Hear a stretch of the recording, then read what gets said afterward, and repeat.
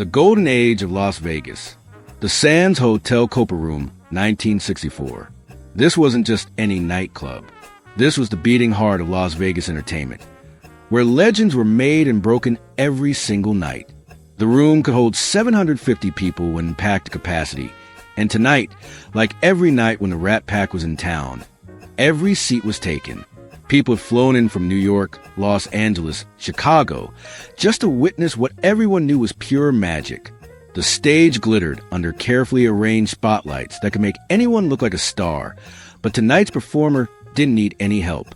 Ann-Margret was 23 years old and already being called the most exciting female entertainer in the world. She conquered Hollywood with Bye Birdie and set screens on fire opposite Elvis Presley in Viva Las Vegas. But her live performances were something else entirely. Something raw, something dangerous, something that made you forget to breathe. The air was thick with cigarette smoke that created hazes in the spotlight beams. Waitresses in short skirts and tight tops navigated between tables, delivering scotch and bourbon and gin to men in expensive suits and women in elegant gowns. Ice clinked in crystal glasses.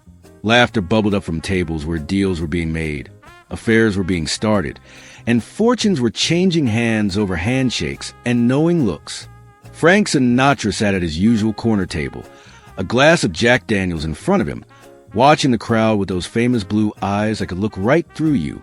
He'd already done his set earlier in the evening, and now he was relaxing, enjoying the show like any other patron, except that everyone in the room was acutely aware of his presence. When Frank was in the room, you felt it. The energy changed. The stakes got higher. Dean Martin stood near the back of the room, leaning against a pillar with his characteristic casual elegance. He had a drink in his hand. Of course he did. It was part of his image, though most people didn't know that what looked like scotch was usually apple juice. Dean was scheduled to perform after Ann-Margret, and he was using this time to watch her work, to study how she commanded the stage, to admire the way she could take a room full of jaded Vegas regulars and make them feel like they were seeing something brand new. And they were, because nobody moved like Ann-Margret. Nobody had that combination of raw sexuality and genuine sweetness, that ability to be provocative without being vulgar, that gift for making every person in the audience feel like she was performing just for them.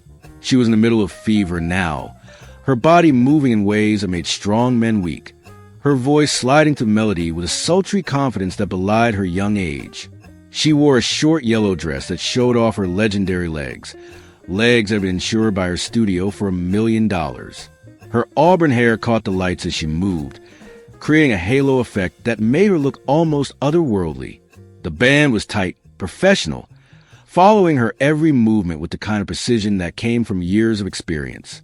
The drummer was particularly good, keeping a rhythm that was both steady and flexible, giving Ann-Margret room to improvise while never losing the pulse of the song.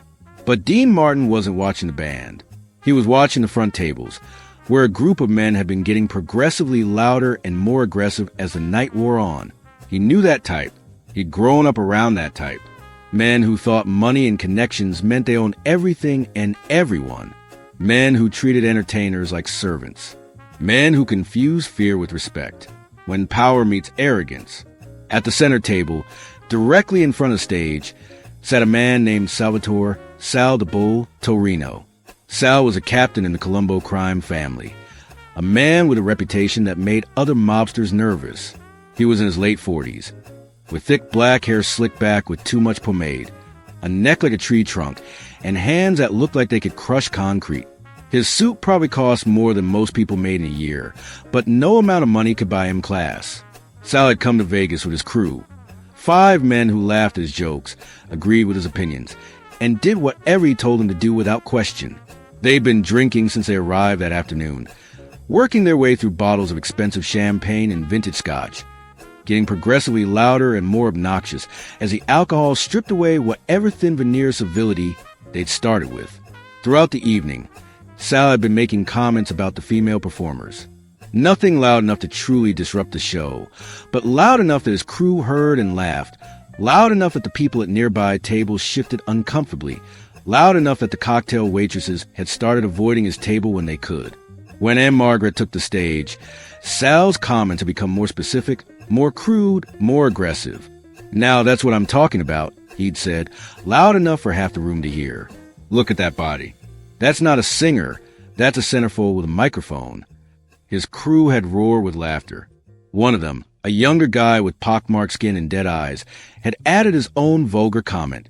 Sal had laughed even harder, slapping the table so hard that glasses jumped. Dean Martin had heard it from his position near the back. His jaw had tightened, but he'd stayed quiet. Ann-Margret was a professional. She'd been dealing with men like this since she was a teenager, performing in small clubs, working her way up. She knew how to ignore hecklers, how to keep performing no matter what was happening in the audience. But Dean could see the slight tension in her shoulders, the way her smile had become just a fraction tighter. She'd heard the comments. Of course she had. The room wasn't that big, and Sal wasn't trying to be subtle. She was doing what female performers have been trained to do since the beginning of time. Smile through it. Keep performing. Pretend you didn't hear. Pretend it didn't hurt. Pretend you were having the time of your life, even while men reduce you to nothing more than a body for their entertainment. Ann-Margret transitioned into, "Baby, won't you please come home?" Really letting loose now, her movements becoming more energetic, more provocative. This was her signature style. Bold, sexy, confident. She wasn't apologizing for her sexuality or her beauty. She was claiming it, owning it, using it as part of her artistry. But to men like Sal Torino, that confidence looked like an invitation. That ownership looked like availability. That artistry looked like a stripper begging for attention. Sal reached for the bottle of Dom Perignon on his table. It was expensive stuff, $200 a bottle, money that meant nothing to him. He'd spent more on his watch. He stood up, swaying slightly from the alcohol, and his crew immediately quieted, watching their boss with anticipation. They knew that look. They knew Sal was about to do something, and whatever it was, it would be entertaining for them. "Hey, sweetheart," Sal shouted, his voice cutting through the music. "You thirsty? Let me help you cool down." Ann-Margret heard him but kept performing, her training kicking in. Ignore it. Keep going. Don't give him the satisfaction of a reaction. Sal didn't like being ignored. He walked closer to the stage, the bottle of champagne in his hand, his face flushed with alcohol and arrogance. "I'm talking to you, honey. Come on, don't be shy." Dean Martin pushed off from the pillar he'd been leaning against. He started moving to the crowd, his body language no longer casual. His eyes locked on Sal Torino. Frank Sinatra noticed the movement and sat up straighter, his hand tightening on his glass. The moment, everything changed. Ann-Margret was hitting the climax of the song, her voice soaring, her body moving with total abandon. She was in that zone that performers chase, where everything else disappears and there's only the music, only the moment, only the pure joy of performing. That's when Sal Torino popped the cork on the champagne bottle. The sound was loud enough to be heard over the music. People turned to look. The band faltered for just a second before recovering. Sal raised the bottle high and aimed it directly at Ann-Margret. Then he squeezed the bottle, sending a stream of expensive champagne arcing through the air toward the stage. The champagne hit Ann-Margret across her chest and arms, soaking her yellow dress, getting in her face and hair. The cold liquid shocked her out of her performance trance. She stumbled backward, wiping champagne for her eyes. Her carefully choreographed movements shattered. The music stopped completely this time. The band didn't know what to do. The room went silent except for Sal Torino's laughter, a loud, braying, cruel laugh that echoed off the walls. His crew joined in, their laughter mixing with his, creating a symphony of masculine cruelty. "There you go, baby," Sal shouted, still laughing, still holding the champagne bottle like a trophy. "Now you're wet for me. Come on down here and sit on my lap. I'll show you what a real man can do." He grabbed his crotch lewdly, and his crew exploded with even louder laughter. The audience gasped collectively. This wasn't just heckling. This wasn't audience participation gone wrong. This was sexual assault. This was a mob captain treating a world-famous entertainer like she was a prostitute, like she was property, like she was something less than human. Ann-Margret stood there on stage, dripping with champagne, her dress clinging to her body, her face a mask of shock and humiliation. She'd dealt with crude comments before, with inappropriate propositions, with men who thought her beauty meant she was available. But she'd never had someone throw alcohol at her in front of hundreds of people. She'd never been so publicly, deliberately humiliated. Her eyes filled with tears, but she blinked them back furiously. Don't cry. Don't let them see they got to you. Keep smiling. That's what her mother had taught her. That's what every female performer learned. Smile through it. Pretend it didn't hurt. But Dean Martin saw through the mask. He saw the humiliation in her eyes, the way her hands were shaking as she wiped champagne from her face, the way she was struggling to maintain her composure. And something inside him snapped. He wasn't the cool, casual Dean Martin anymore. He wasn't the laid-back member of the Rat Pack who never took anything seriously, who made everything look easy. He was a man watching someone he cared about being humiliated, and he was angry. Dean Martin walked straight up to Sal Torino's table, moving through the crowd with purpose. People scrambled out of his way. You could feel the energy in the room shift. Something was about to happen. Something big. Frank Sinatra was already on his feet, moving toward the front. Joey Bishop appeared from backstage. Peter Lawford emerged from the shadows. The Rat Pack was assembling, but this was Dean's moment. This was Dean's fight. The confrontation. Dean stopped directly in front of Sal Torino's table. Sal was still laughing, still holding the champagne bottle, still enjoying the attention.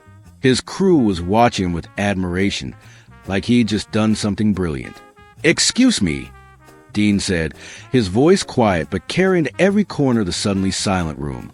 "Did you just throw champagne at that young lady?" Sal's laughter died down slightly. He looked at Dean with a mixture of amusement and contempt. "Yeah, I did. What's it to you, Dean?" She looked hot. I was helping her cool down. His crew laughed on cue. Dean's face remained neutral, but there was steel in his eyes. "You think that's funny? You think humiliating a performer is entertainment?" Sal stood up, using his considerable height and bulk to try to intimidate Dean. He was a good 3 inches taller and 50 pounds heavier, all of it muscle and meanness. "I think I paid good money to be here, and I'll do whatever the hell I want. That's what I think." Dean didn't back down. He didn't even blink. "You know who that is up there? That's Ann-Margret. She's one of the most talented performers in the world. She's a movie star. She's an artist. And you just threw champagne at her and propositioned her like she's working a corner instead of performing on a stage." "So what?" Sal said, his face darkening. "She's shaking her ass up there, wearing a dress that barely covers anything. What does she expect? She wants attention. I'm giving her attention." The room was frozen. People couldn't believe what they were hearing. Everyone knew who Sal Torino was. Everyone knew what he was capable of. And here was Dean Martin, confronting him, challenging him, refusing to back down. Dean's voice got harder. "She's not shaking her ass for you, Sal. She's performing. She's an artist doing her job. And you don't get to throw things at her. You don't get to talk to her like that. You don't get to treat her like garbage just because you bought a ticket." Sal's face was getting redder. "You know who I am, Dean? You know who you're talking to." "I know exactly who you are," Dean said evenly. "You're Salvatore Torino. You're a captain in the Colombo family. You're connected. You're dangerous. You hurt people, probably killed people. I know all of that. Sal, you know what? I don't care. Because right now, you're just a drunk who threw champagne at a young woman who was doing her job. And I want to know what you're going to do about it." Sal laughed, but there was no humor in it anymore. "What I'm going to do about it? Dean, you got this backwards. You should be asking what I'm going to do to you for talking to me like this." Dean looked Sal right in the eye, his gaze unwavering, his voice deadly calm. "I don't care what you do to me, but you're going to apologize to Ann-Margret right now, in front of everyone in this room." The tension was suffocating. Sal's crew had gone silent, watching their boss, trying to figure out what was going to happen. Frank Sinatra had moved closer, ready to back Dean up. The entire room was holding its breath. The power of moral courage. Sal stared at Dean for a long moment, his face a mixture of rage and disbelief. Nobody talked to him like this. Nobody challenged him. Certainly not publicly. Certainly not in front of witnesses. Or what? Sal finally said, his voice quiet and dangerous. Dean didn't hesitate. Or I walk out of here right now. Frank walks out. The entire Rat Pack walks out. The show stops. Everyone gets their money back. And I make sure every newspaper in America knows the story by tomorrow morning. Mob Captain Salvatore Torino sexually assaults Ann-Margret at the Sands, refuses to apologize. He paused, letting that sink in. How do you think your bosses will feel about that kind of publicity, Sal? How do you think they'll feel about you costing the Sands hundreds of thousands of dollars? How do you think they'll feel about being associated with sexual assault? Sal's jaw clenched. You threatening me, Dean? I'm explaining consequences, Dean replied. See, you thought you could come in here and humiliate Ann-Margret because you're powerful and she's just a performer. You figured nobody would stop you because you're connected and dangerous. But you made one mistake. What's that? You did it in front of me, Dean said simply. And I'm not going to stand here and watch you treat a talented young woman like garbage. I'm not going to let you get away with sexual assault just because you're a mob captain. So here's your choice. Apologize to Ann-Margret right now, or watch me shut down the biggest show in Vegas and make sure everyone knows it's your fault.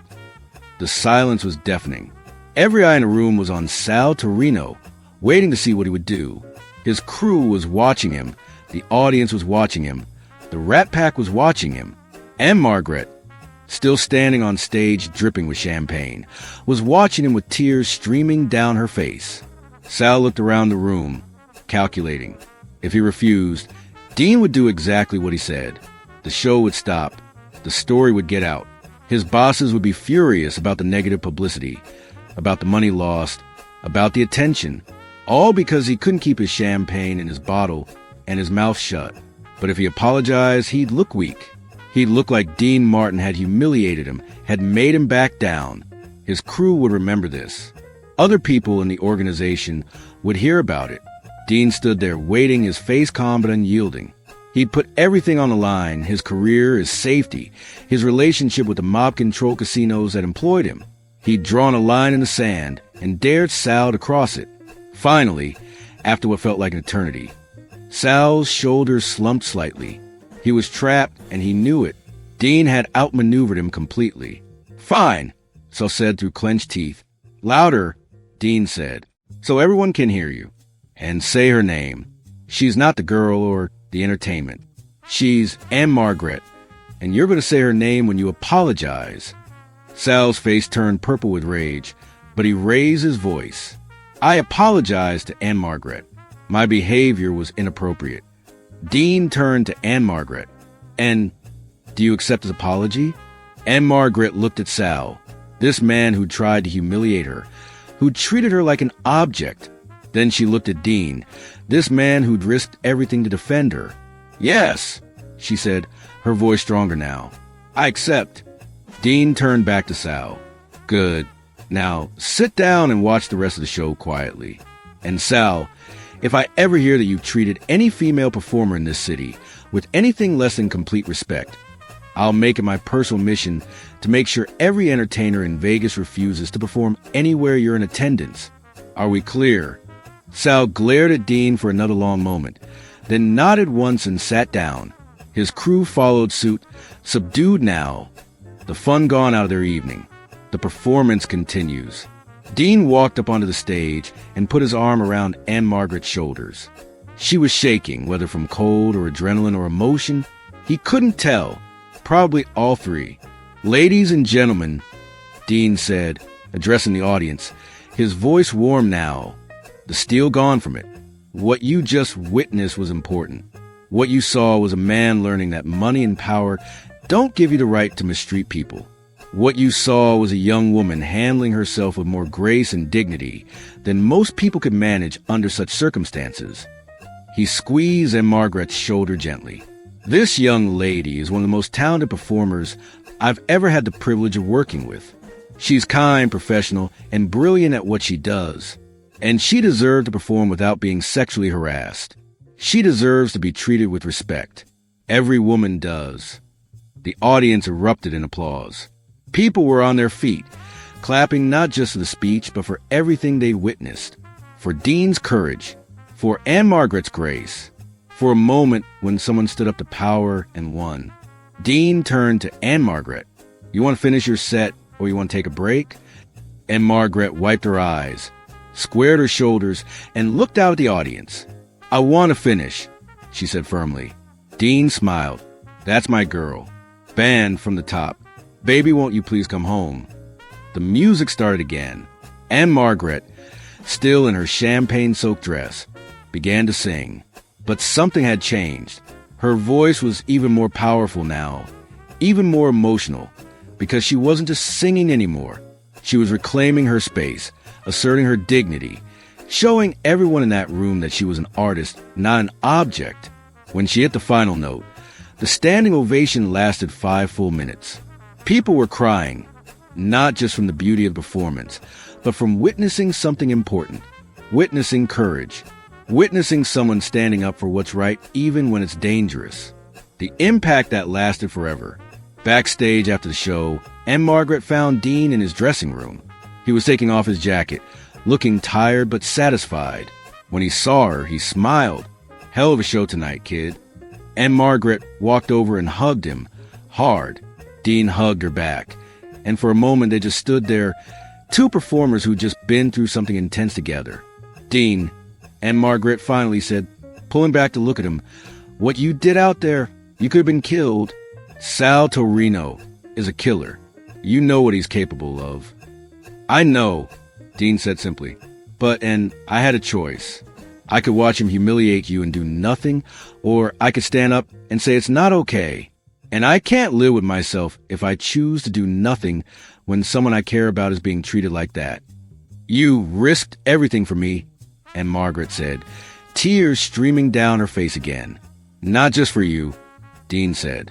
"For every woman who's ever been treated like that. For the principle that dignity matters more than power. For the idea that we don't have to accept the unacceptable just because the person doing it is dangerous." Ann-Margret squeezed his hand. "Thank you. Thank you for showing me I'm worth defending. Thank you for being brave enough to stand up when everyone else would have looked away." "You're welcome, kid," Dean said, "but promise me something. Promise me you'll never think you have to accept that kind of treatment. Promise me you'll stand up for yourself. And if you can't, you find me or Frank or someone who will stand up for you." "I promise," Ann-Margret said. The story of that night spread through Las Vegas and then through Hollywood like wildfire. Sal Torino left Vegas the next day and never returned. Word was that his bosses weren't happy about the negative attention, about being associated with sexual assault, about looking weak. Sal's career in the organization never recovered. But more importantly, the incident changed something in Las Vegas.